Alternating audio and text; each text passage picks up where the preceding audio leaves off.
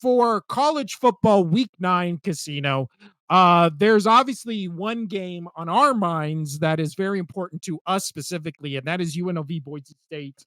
Uh, make your predictions for how that game goes. Whew.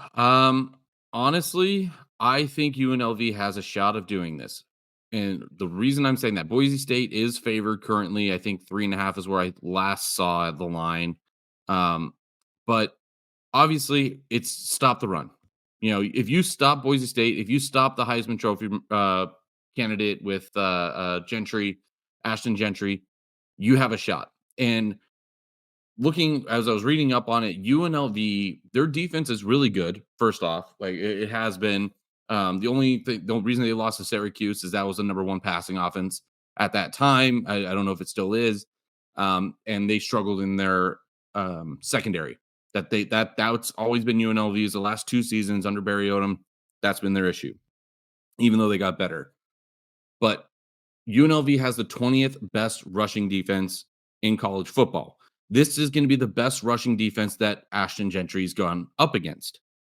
So I'm sure, and then this is not to take away from Nelson, their quarterback, or not Nelson, Maddox. Nothing to take away from him because he has good numbers. Let's see where his stats are. I just had him up. Oops. I'll pull it up in a bit. Nothing to take away from him, but because he's had a decent season over the arms as I'm stalling and pulling it up here. Jeez. Basically, UNLV, if they can stop the run, they've got a shot. I like this team, their defense. I've been watching them all year. I think they're tied in the nation for interceptions. This team is really good. So pulling it up, he's got 12 touchdowns through the air, 1,273 yards with only 2 interceptions. So Maddox, he's had a really good season so far. But I just think UNLV is the more complete team. I think they can pull it off. It's going to be close. It's going to be really fun to watch. But this is for the college football playoffs. Yes, Army and Navy. Navy now being ranked in the top 25. They are currently 24. They are going against Notre Dame, even though they're at home this week against Notre Dame. I still have Notre Dame beating Navy. I think Notre Dame finally figures some shit out. So that's gonna be a notch on their belt to lose in one. So I really still think it just the quality of teams that Boise State and UNLV has had to play this season. That whoever wins this game, if UNLV wins, whoever wins the Mountain West tournament is going to go, whether it's Boise or UNLV, because it's going to be those two teams in the Mountain West championship, unless something crazy happens. If UNLV loses this game, Boise State, obviously you have to win the Mountain West, but they could probably lose one to like San Jose State or whatever if they haven't already played them. So we'll see how this goes. So you have Navy, Notre Dame. I mean, we're just going to kind of move on over to those. God, I wish we could both go to this game because tickets for this game are not bad. Not bad at all. No. This is the most important game in UNLV history. Why couldn't this game have been Saturday day instead of Friday night? Then we could have gone because I probably still wouldn't have been able to. Saturday is my work's anniversary party, and even though I close, they will probably be calling me in early. They said be available.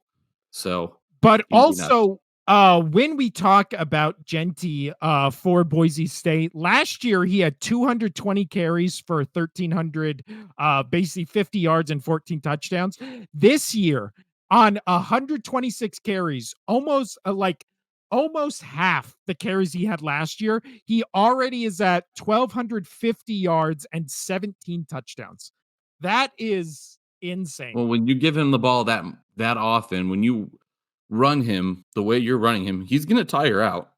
Like, yeah, he's not gonna have bad numbers, towards the end of the season, but he will tire out. That's a lot. That's a lot of work.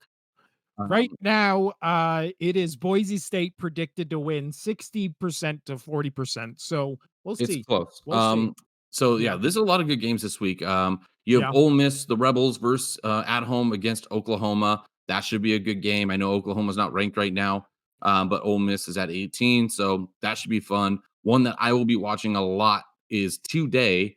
Oddly enough, is a Thursday game. You have Syracuse going into Pittsburgh, ranked 19 Pittsburgh. Syracuse, I want them to win that game so bad because if Syracuse wins that game, they will jump into the top 25, I'm sure, because they're right there. They're right ahead of UNLV in the voting. I think last I saw it was 27th and 28th. With their, counting the votes up to 30, they show the little votes on the bottom is Yeah. where Syracuse UNLV is. So if Syracuse wins, they go up. If UNLV beats Boise State as well, that should automatically, jump UNLV and Syracuse into the top 25. You think Um, if UNLV beats Boise State falls out of the top 25? no, I don't think so either. I don't either, especially if UNLV does jump into the top 25, Yeah, and if Syracuse wins tonight and Syracuse and UNLV jump in the top 25, you lost to a team whose only loss is against another ranked team. true. They're all playing against ranked essentially teams. Yeah. Um, so then you have the Notre Dame Navy game. I will be watching that pretty heavily. That's early at 9 a.m. Pacific time on Saturday. We also have the Huskies, who've played some good games this year, going into Indiana, 13th ranked Indiana. Let's see, we have Oregon and the Illini. You got Illinois going into A Oregon. That's going to be again, fun. I keep sneaky trap game. Illinois Sneaky is good. trap game. I'm really excited for that one. Um, y- yeah, you got Bama at 15 against Mizzou. I honestly think Bama's done. I think Mizzou will win this game. Oh, Truthfully, shit. dude, the last three games, Bama's been bad. They've lost two Yeah. of their last three. They've almost lost three of their last three. Um, then you have Texas going into Vanderbilt, who's currently ranked 25. Scary for Texas. They got to have a bounce back game, but they're on the road. You also have LSU, eighth LSU playing 14th Texas A&M. That's going to be really good because Texas A&M, if they win there, they stay atop of that division with that Texas loss. So that'd be great. You have the fun, always fun. I like interstate games. You have Kansas versus Kansas State. That's always going to be fun. Kansas State's going to blow them out, but that'll still be Whoa, fun to. Oh yeah, you're gonna blow them. Whoa. yeah. They're going to absolutely destroy them, but it's going to be fun to watch. I like watching, so it's okay. Um, yeah, this is going to be a really, really fun week in college football. A lot of really good games, and these are all the ones that I'm just talking about that are top 25 Yeah. FBS rankings. So I do this think the is going to be games a really, really fun weekend. The games I'll be watching probably the most are Illinois, Oregon, Texas, Vanderbilt, because I think there's upset potential for them both, especially from what we've seen from Vanderbilt. They actually have a quarterback, like a good quarterback. So if you can beat Alabama, you can beat Texas, especially from what we saw from that Georgia game last week, where Ewers might be the reason that Texas doesn't win the national championship this game or this season, because when push came to shove, he was just Deshaun Watsoning throws just into the dirt. So he would concern me. I So think which Illinois. out of all of these, what is your upset pick of the week? I think I'm going Illinois, Oregon. I There's think, going to be a lot of upsets this week, in my opinion. I think Syracuse can beat Pitt. I think yeah, UNLV can beat Boise State. yeah. Ouch. I think Oklahoma can beat Ole Miss. I think Illinois can beat Oregon. Um, And I and think I I think think there's a Mizzou real will shot. beat. I think Mizzou will beat Bama. And I think even though it's technically an upset, Texas A&M will beat LSU. Like I think this has got a lot of upsets coming up this week. I believe. Yeah, a lot of reshuffling, especially of the top 25 after this week.